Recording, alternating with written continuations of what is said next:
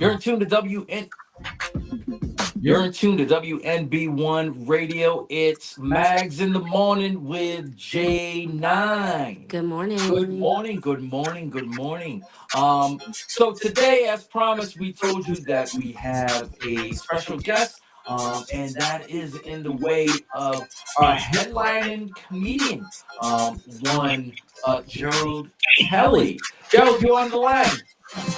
I'm here. I'm here. Good morning. Good morning. Good morning. How you doing out there? We are doing well. We are doing well. It's good to hear from you.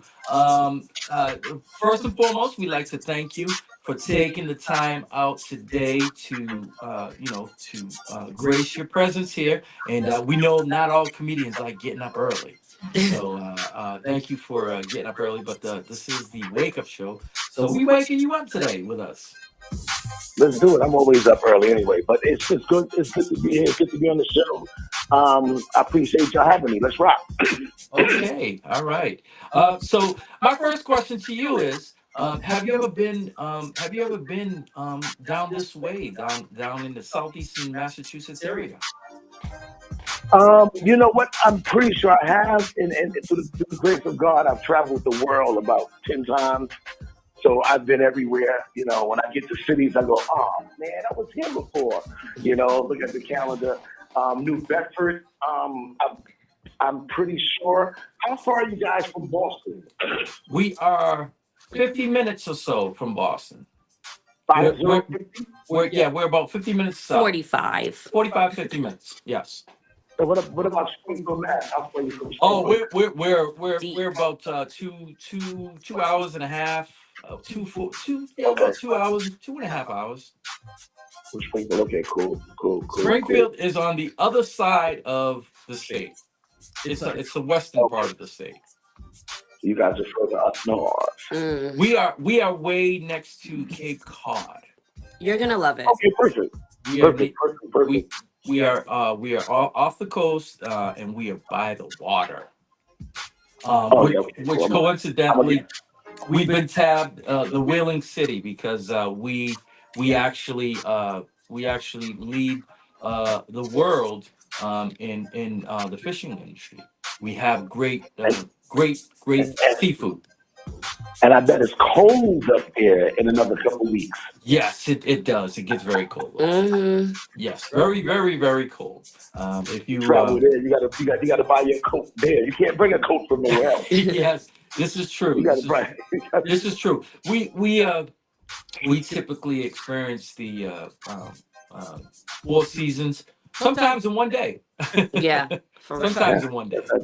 that's mass weather. That's how it is in mass. Yes, That's it. yes. Um, I'm excited, man. This Friday I'll be up there performing New Bedford, Well Inn and Suites. And what's that? Hathaway Road. I said that right? yes, Yeah. Hathaway Big, Road. Hathaway big, Road, you got it.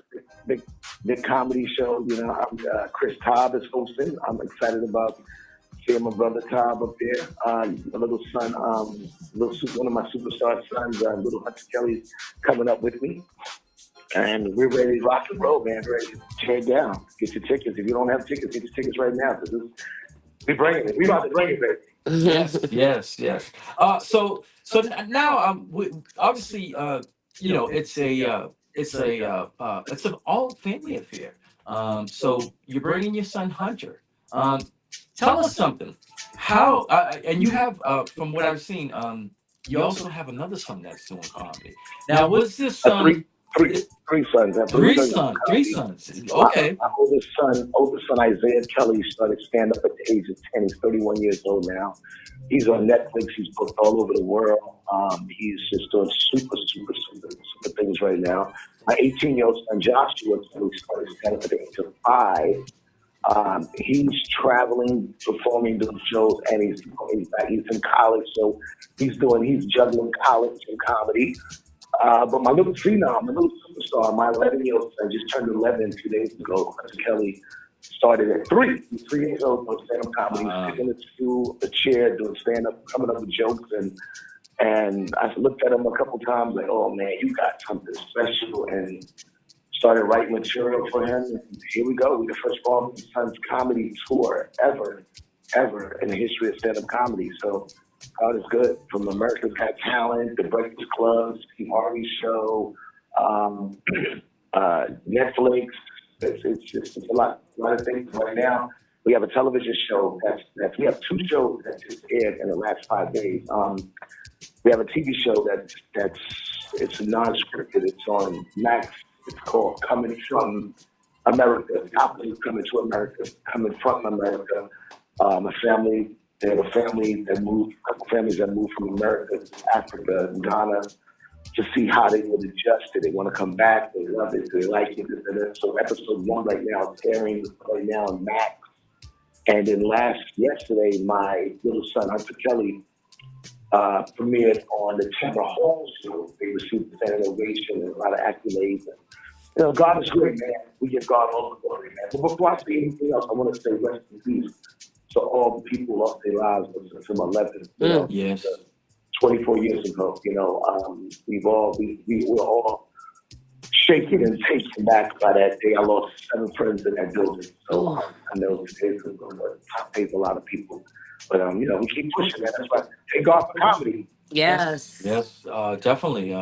Comedy has a way of touching people and, making them forget about a lot of things, a lot of bad things. And as we know, it's healthy to laugh.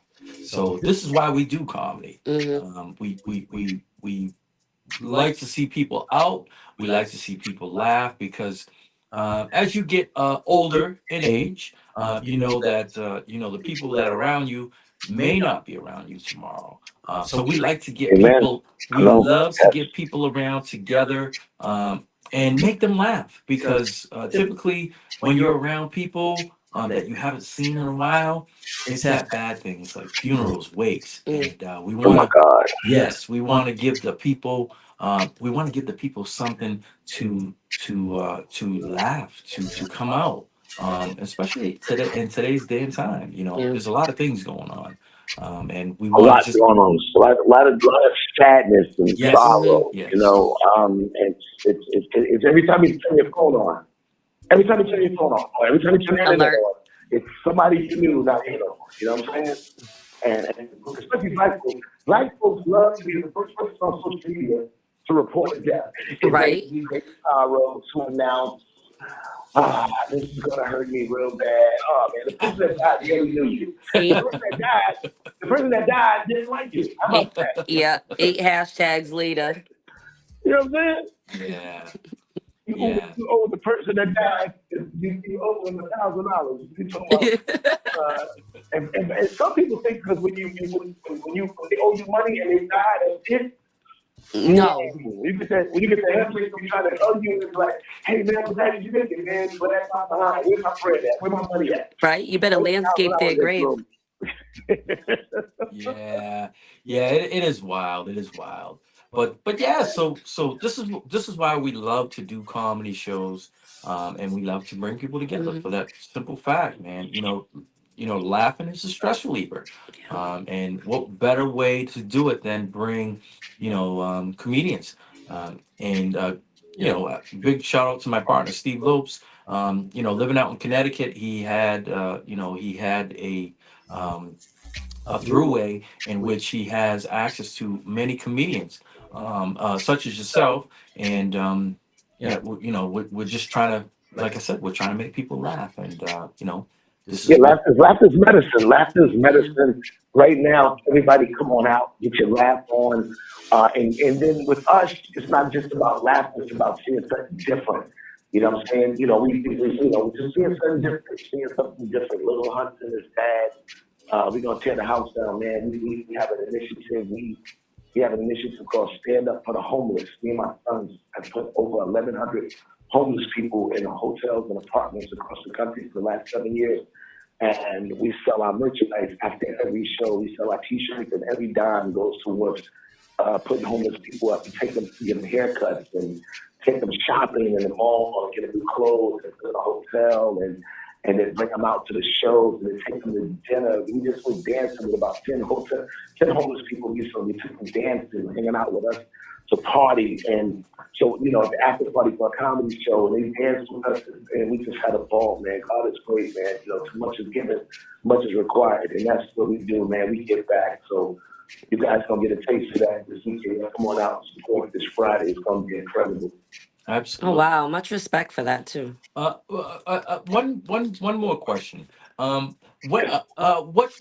what age did you start comedy, and who was some of your, who was some people that inspired you when you were coming up, to be a comedian? It's funny because like I started comedy. Let me see. I think I was like 20. I got out of the Navy at the age of 25. So I got like I have yeah, no.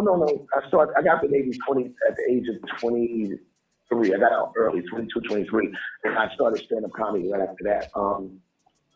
No one inspired me to want to be a comedian. Michael Jackson um, inspired me to be wanted to be on the microphone, want to have power on the microphone to make people stop what they're doing to watch me. I was always a funny kid, always a funny teenager. In high school, I wasn't that funny because I was all about the girls and they had the green eyes chasing the girls, and I didn't care about being funny then. Tracy Morgan went to high school with me. He was a funny dude in high school, and he introduced me to the comedy game. Mm. When I came home from the Navy, he introduced because Tracy was pretty hot at that time. I think he had been on Martin or some one of those shows. And when I saw him one day, he was like, yo, Kelly, you need to do a comedy. You funny as hell. You need to do comedy. So he took me to a spot Mm. at the Uptown Comedy Club in Harlem. And 8 months later, I was on Def Comedy Jam. But I wasn't inspired by comedians. Richard Pryor was my favorite comedian ever, Richard Pryor. Yeah. But I didn't watch Richard and go, I want to do this. I used to watch Richard and go, I love this. I love this. This is crazy, so comedians didn't inspire me. I just wanted to be great at something. Isaiah Thomas, the great basketball player from the Detroit Pistons, the legendary Isaiah Thomas, Dr. Jim, those guys, as a little kid watching those guys, I'm like, yo, I want to be able to articulate, interview, and sound like that, and look like that, to be on TV like that. I never had a phone in my life.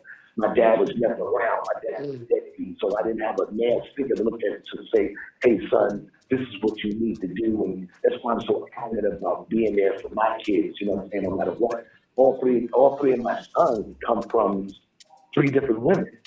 All 3 of my sons who do comedy come from 3 different women and Mm. three marriages. I married my oldest son, Isaiah's mother, when I was like 18 years old. 19 years old, she was pregnant, and her mom was putting her out the house because she was pregnant unless we got married. So we was forced to get married. I ain't gonna let my mom marry some 19, 20 years old, But I was like, hey, listen, when the kid comes, I'm gonna do what I gotta do. We was together for a little while, and my middle son, I married his mom, and that didn't work. But with my two sons, that the marriages didn't work. You got it's custody, you got your weekend, her weekend. So I'm a professional comedian now, and my weekend comes up. I got some shows to do. I'm not giving up my weekend to watch out. You Mm. know what I'm saying? And I would take them to the comedy clubs and let them hang out in the back. They'll hang out around the Chris Tuckers or Mike Epps, will babysit in the back, by keep them past the bathroom in the kitchen. So at the comedy club, so nobody could see them because they couldn't get in through the front. And the next thing you know, they start getting that itch to do comedy, so they go up there. But my little son, my baby, me and his mom been married for years. We've been together, and he is a product of both parents being in the household together. Mm. It is so important, man, to work on those relationships because it's tough to raise children apart because you're dealing with 2 different households and 2 different states and living here, living there, and her rules and her way of raising the child and your rules and your way of raising the child. It's conflicting and it hurts so much. You know what I'm saying? So you know, I know you Yes. understand all that, but I do. No, but I'm glad that you shared it, and it does make a Yeah, difference yeah, in just sharing the it truly bond. does. And Yeah, it truly you're a does. Me and my dad. You yeah, love your sons. You stressed it earlier yeah, too, and it's yeah. I beautiful to don't. hear. You know what I'm saying? I got two daughters too. I have two daughters. My daughters are 29 and 36. My daughter Shane and my daughter Yasmin. Um, you know, Of course. the father-daughter relationship is very important for our girls. You know what I'm saying? But I don't have that kind of relationship with one of my daughters, the one that I raised and taught how to walk and taught how to talk and took her places and did everything for her. When they get a certain age and you try to tell them, listen, these dudes are not good for you. I don't want to see you around this kind of man or this kind of dude. Yeah. You know what I'm saying? And then they feel like, hey, I'm grown. I can do what I want to do. Da, da, da, da, da, da, da, da. And I don't play disrespect. I've never been disrespected by my sons, but I have been disrespected by my daughter. You know, Girls will test you. yeah, and both daughters Hmm. have gone that route. And I'm a very respectful person. When I say respectful, like I demand respect for my kids. Like it's like, hey man, you don't understand what I go through, what I went through to get y'all where y'all are right now. And you know, this comedy business ain't always been sweet to me, man. I used to look up and and go, how am I make it in this thing? This thing is scary. I'm funny, but I can't make no money. Nobody's looking out for me. And then our culture, like my great friend Nipsey Hussle said, our culture's contagious, man. You know, we don't look out for each other. We don't look out for each other at Mm. all. And it's sad. I got children who do comedy. Look, I have children who do comedy and they're great at it. I Yeah. can name on one finger, two fingers, three, maybe three people who looked out for me looked out for my children in this industry. Really. Only three. Nipsey Hussle, rest in peace, Nip. Nip met us in LA. We didn't even know who he was. We were performing in LA years ago. And I think it was like 2018, 19, early 19 or whatever. 2019. Yeah, 2019. Nip was murdered March 31st, 2019. We were out there in December, January, February, March. Well, you know what? It was December 2018. We were out there performing. And this dude walked up to us after the show. Looked at my little son. I was 11 now, so he was about 5, I want to say, 5 years old, you know. And this guy said, hey, little cuz, hey, little homie, hey, cuz, hey, you know how they talk that way. Hey, Yep. little homie, hey, you gonna be a superstar, cuz. Hey, you gonna be a superstar. I ain't never seen a like you in my life, cuz. You 5 years old, cuz. And give me my number, give me my photograph right now. He pulled out a Oh hundred my dollar bill. My baby signed it. He never signed it. And then he looked me in my face and said, hey, big homie, hey, what you got cooking with your son? And he's like this. Like he was smelling food. He said, smell God. good. He said, what you got cooking? You smell good. I'm going to help you eat. I got my Hmm. neighborhood. Ooh. And when he said neighborhood, I still didn't know who he was. I said, we in Hollywood. You never know who out You there. don't know. And as soon as he drove off, man, I went online to figure out who he was, asked some questions. Man, that was a Sunday night. I called him the next day. He texted me back with a question mark, TIS. Who's this? I never forget. I still got to check my phone. Who's this? And I left him a paragraph. It's Cheryl Kelly, the comedian, with the green eyes with the sun. Da, da, da, da. He Mhm. called me, hey, cuz, you still in LA? You still in LA? I said, yeah, he said, I've been talking about you all day, cuz. Hey, pull up to my spot. Pull up to the spot. Pull up to the marathon store. You know where it's at, right? I said, yep. I didn't know where the hell nothing was at. But we Google. Googled it. And we drove, got the Uber, and went to the store, man, and got to a store. As we drive, and this our kids are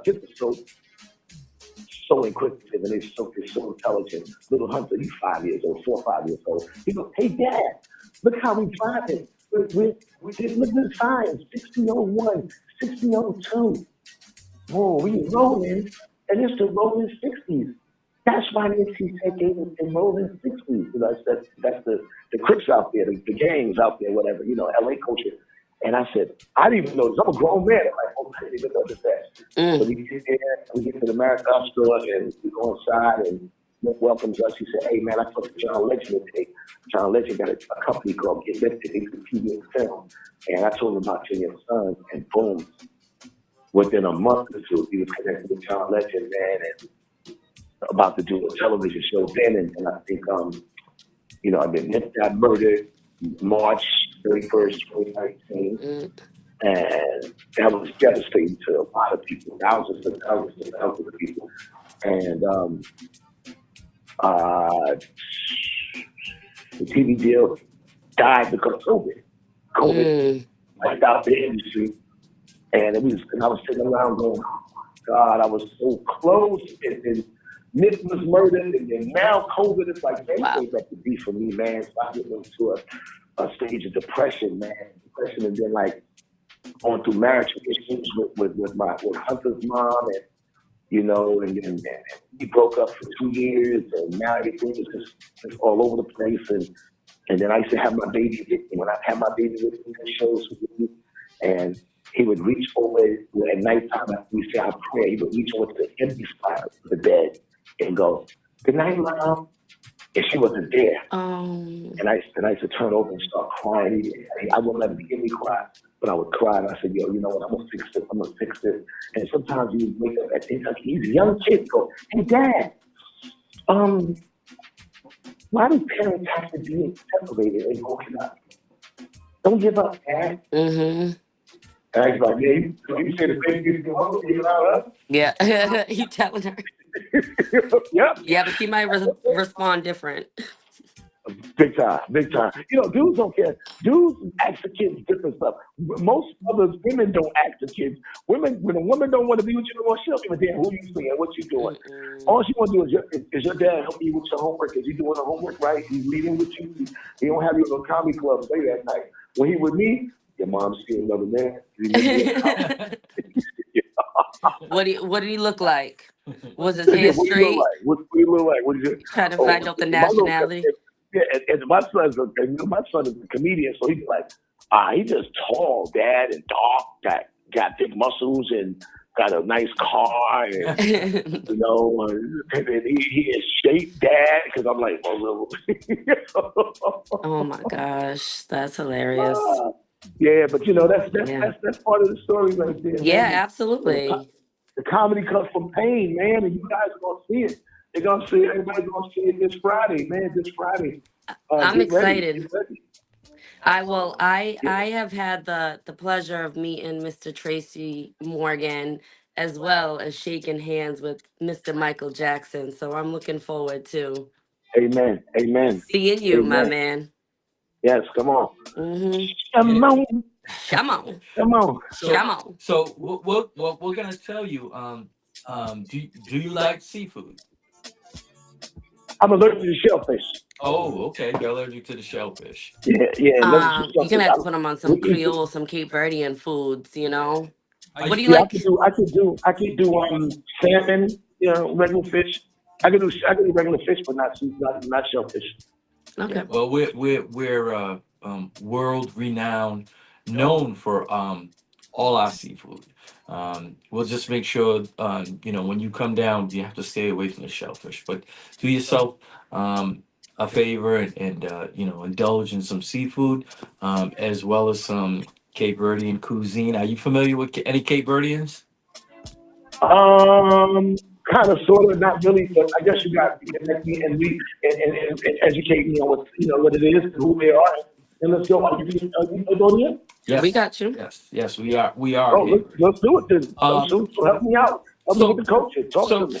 so on Friday you're gonna see a plethora of people, ranging in different colors, and you're probably gonna be like, wait a second, we got black people, we got white people, we got Mexicans, we've got Puerto Ricans, we got everything, and you're probably gonna be a bit confused because there's no one particular shade in which they come in. They come in, as dark as myself, to as light as Janine.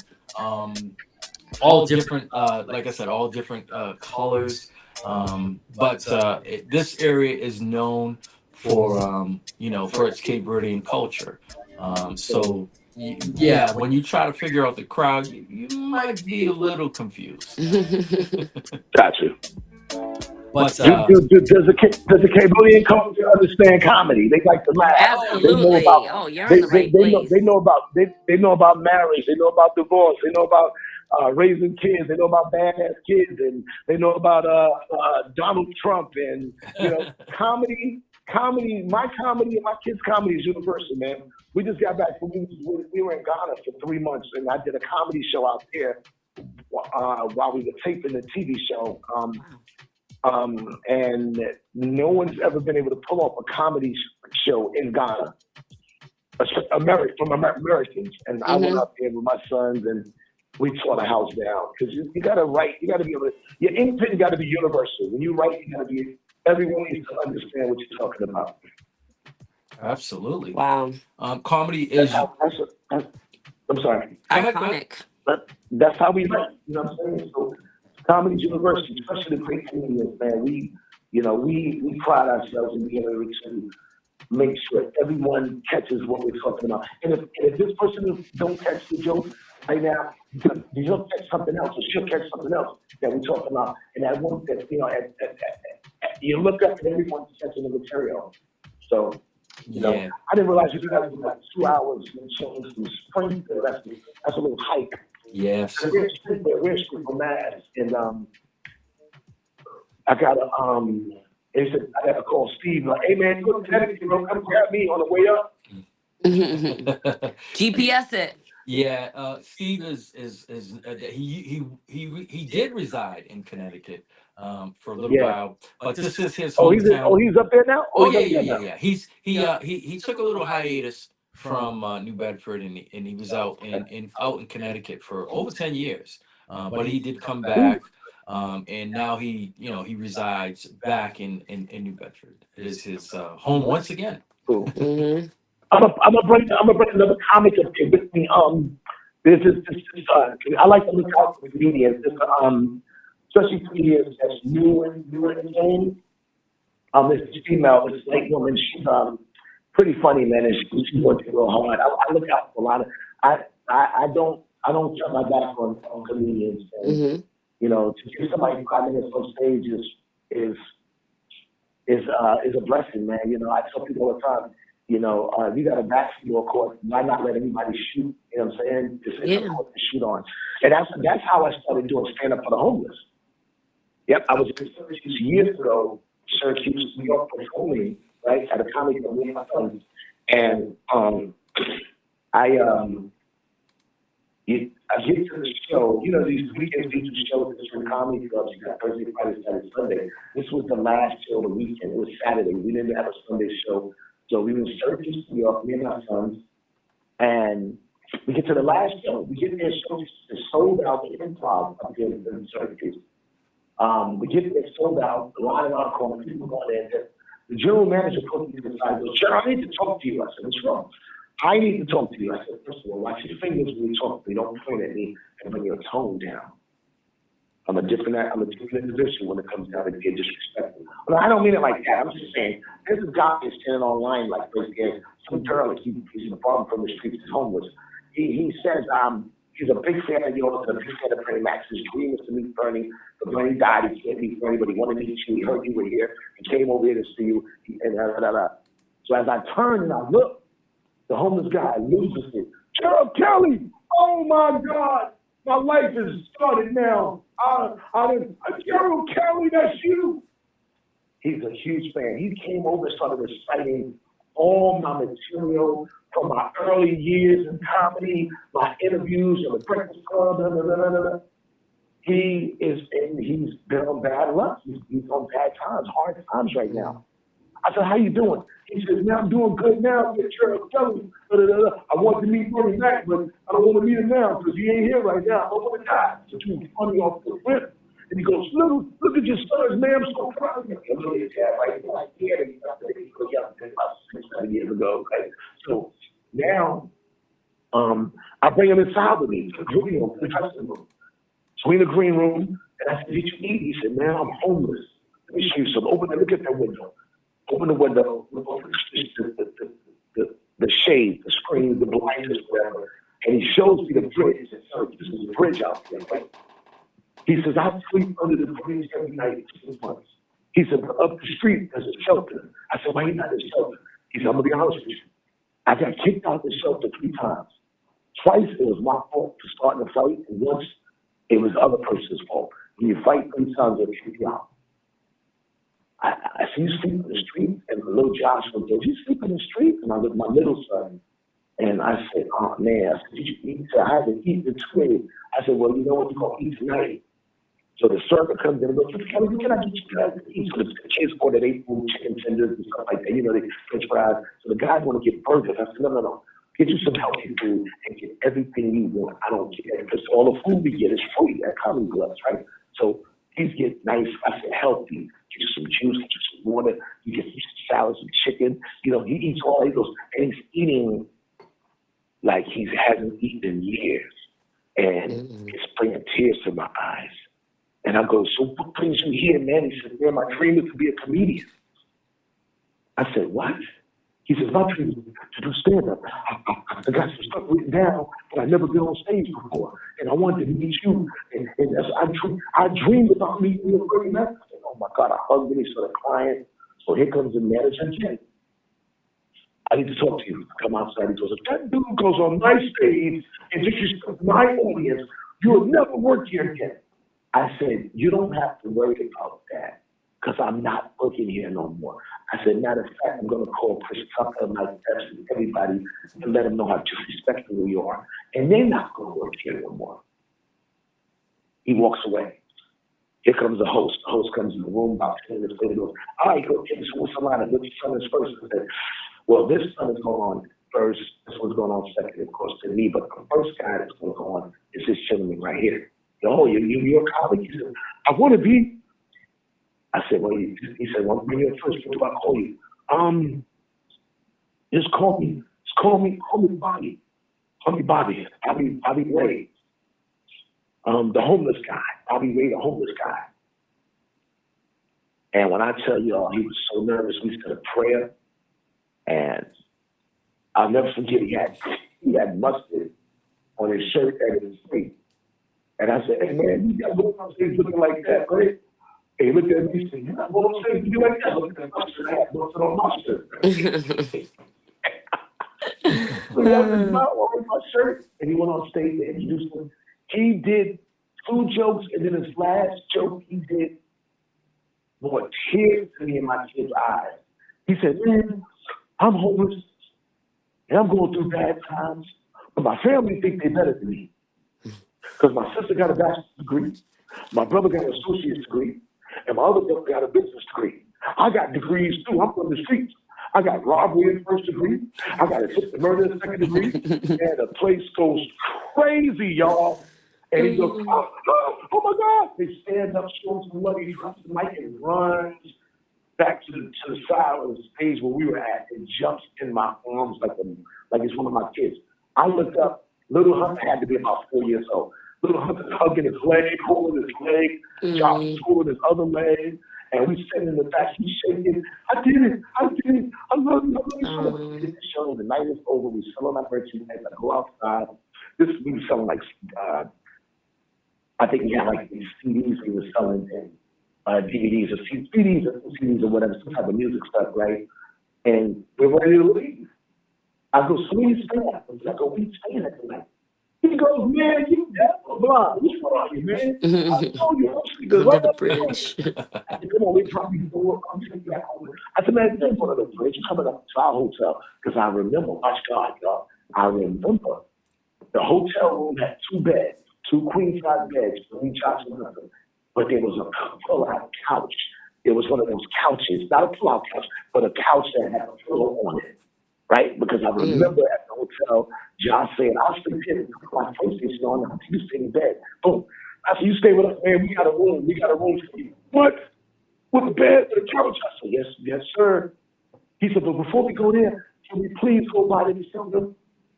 I said, okay. He said, they're not going to believe that I met you. I've been dreaming about meeting you, telling everybody I want to meet you.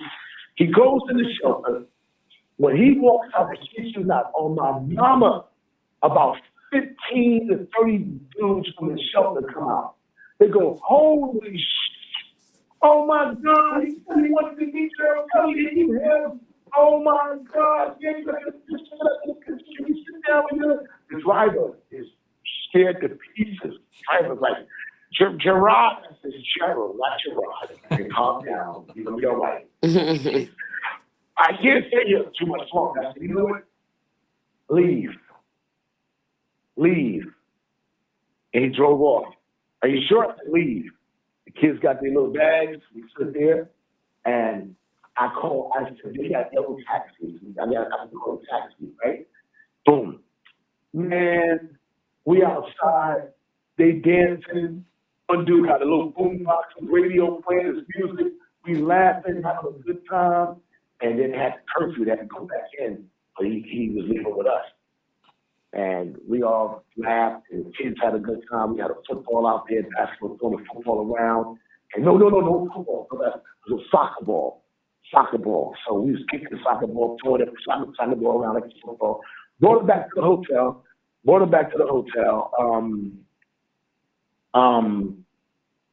I'm sorry.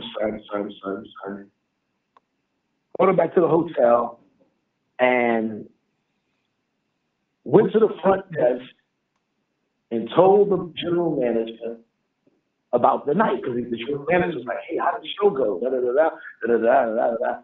He says, hey, man, I used to be homeless.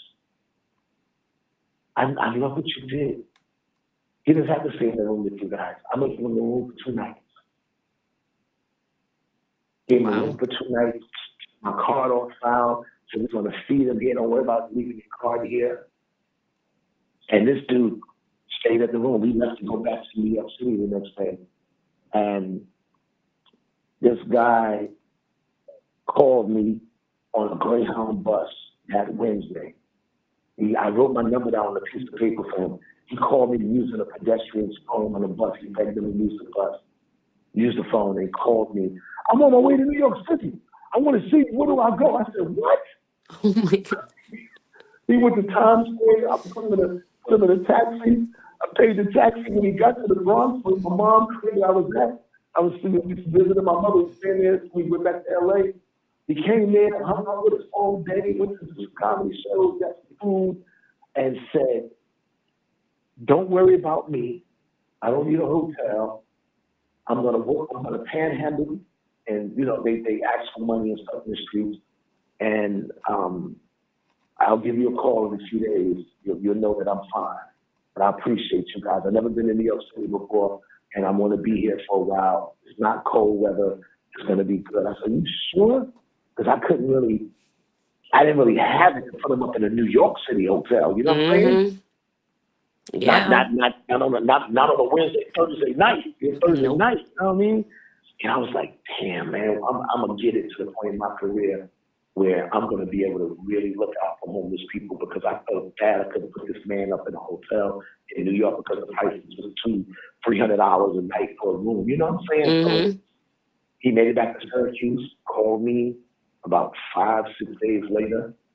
And to this day, we stay in touch all the time. He's no longer homeless. He's an entrepreneur.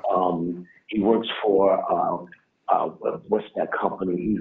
He's a assistant general manager of that company. Oh my God, what's the company? Not Verizon, not Sprint. T-Mobile. T-Mobile. Doing very well. There's a couple of shows, and it's 150, 300 more stories better than that. You know what I'm saying? So that's why I started stand up for the homeless, and I don't want to keep this so long. I love that. Thank you for sharing that. Yeah, I appreciate you guys for having me, man, and I look forward to being in your city this Friday night, 9:00 showtime, baby. Friday the 13th. Let's go. That's right. Let's go. Friday the 13th is just, like I've been saying, there's not gonna be no bad luck. Gonna be nothing but jokes, man. Yeah. Nothing but jokes on Nothing but Friday. jokes. New Bedford Wheeler in. The New Bedford Wheeler in Suites. Let's go. 500 Hathaway Road. Doors open at 8:00 showtime, 9 p.m. sharp. Tickets $25 in advance. Put it at the door. Let's go, Gerald Kelly. Hey, right now, you guys go online. Go on YouTube. If you didn't see my Little Superstar Son yesterday on the Cameron Hall show, it's on YouTube. Little Hunter Kelly performed on Tamara Hall show. Yes, and received the standing ovation. Interviewed immaculately. Did an amazing job. Um, Also, our TV show, our whole family is called Coming from America. It's on Max, HBO Max. It's called Coming from America. It premiered last Thursday. It's still streaming. Episode 1 is streaming right now. You can watch that. Episode 2 starts this Thursday. So watch the series right now. Coming from America on Max, and check out Little Hunter Kelly on the Tamara Hall show. And my son Isaiah Kelly on Netflix. He has a Netflix special. Netflix right now. Check him out. God is good, man. Can't wait to see you guys tomorrow. Friday. Friday. We'll see you then. Thank you. Yeah, Once again, thank you for for calling in. We appreciate the time. We appreciate the stories. Now people know who you are. So we can't wait to see you on Friday and your son as well.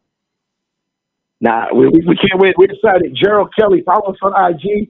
Comedian Gerald Kelly, GRALDKELLY. Comedian Little Hunter Kelly, HUNTERKELLY. Joshua Kelly, Isaiah Kelly.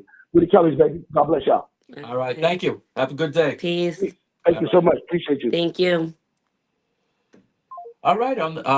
In case y'all missed it, we had a live interview with our headliner, one Gerald Kelly. He will be along with his son, Hunter Kelly, on Friday, the 13th, at the WMB1 comedy show, which will be happening this upcoming Friday.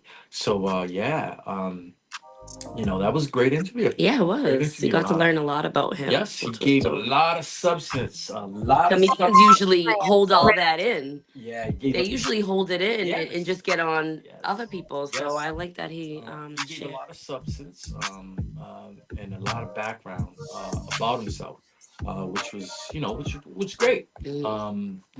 Obviously, a lot of comedians, they're, like you said, pretty More reserved. reserved, yeah. But he gave a lot of personal insight as to what inspired him, and some of the different things that he's had to go through in order to get where he's at now. Hmm. But very blessed, very blessed. Right? Commitment, Uh, consistency as I'm gonna well. have to check out his show, Coming from America. Yeah. Not coming to America, coming from America, on HBO Max. And I believe we're gonna have to post his son Hunter. We're gonna have to look that up and post his son Hunter on the Tamron Hall show. Yeah. Yes, so if you get a chance, all you gotta do is Google him, Gerald Kelly and Hunter Kelly, and I'm pretty sure the first thing that's gonna pop up is America's Got Talent. They were on that. But yes, great comedians, and we're fortunate to have them here on Friday the 13th. And like you said, if you haven't gotten those tickets, what are you waiting for? Last check, we were in the high 80s, approaching 90. That's without walk-ups. So we're near capacity almost, three-quarters of the way. But yes. So if you haven't done so, go to WMB1.com. You can purchase the tickets there. They are $30, $25 in advance, and then $30 at the door. WMB1.com is where you can grab the, I won't say early bird, but $5 off, right? Yeah. $5 off. $5. Or you can contact Steve Lopes. You can hit him up through his. I don't have his phone on number on site, but Steve Lopes on. Everybody knows Steve, or myself, and we'll try to grab some hand-to-hand tickets if you can't do the Mhm. online thing.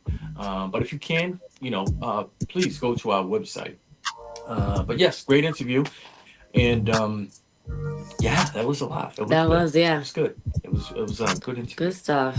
Can't wait to see him and his son, as well as Mr. Chris Tab on Friday night. You see, I was trying to throw shots. I told you yesterday with Chris. Oh yeah, yes.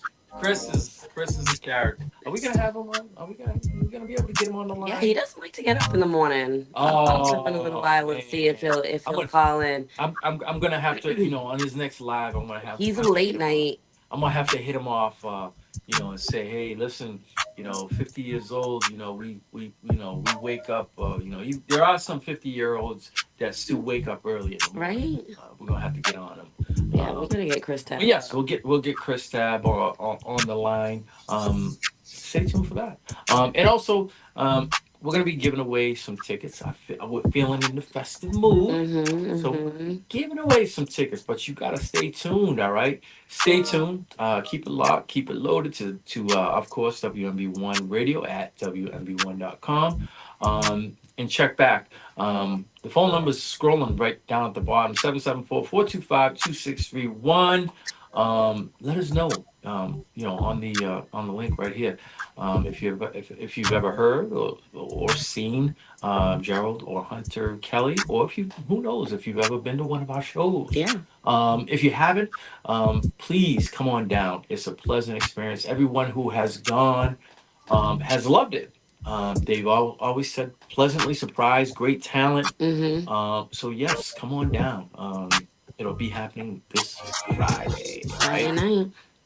When we come back, we'll talk about we'll get some tea going on. Okay. There's a lot of things going on in the entertainment world. Some bad, but we'll keep you cued to it. All right. All right, so we're gonna get back to music and do what we do best. Let's go. Come on, wake up, wake up, wake up.